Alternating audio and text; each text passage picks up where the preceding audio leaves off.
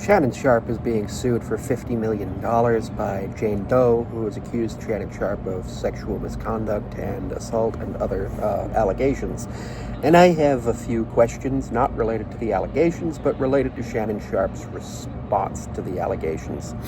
First of all, why are there text messages where Shannon Sharpe says, "I'll give you money for this," to shut up? That makes me think that maybe it was either Shannon Sharpe was paying for the services or Shannon Sharpe is guilty, but obviously we won't know until this goes into a court of law. That's just my opinion. The second question I have is, what does Shannon Sharpe mean when he says, "release the tape"? What does he mean by that? Does he mean that there is a tape of this sexual encounter that would prove his innocence? Because if there is, why would you release that and not have it go to court? You don't need it to go into the court of public opinion. It needs to go into the court of law.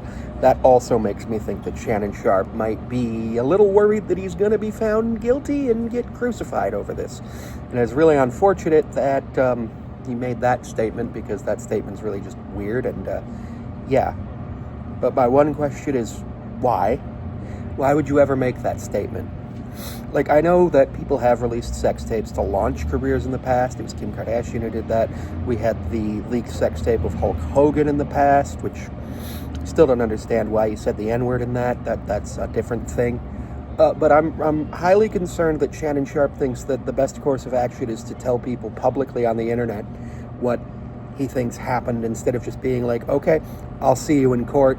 Let's get a court date."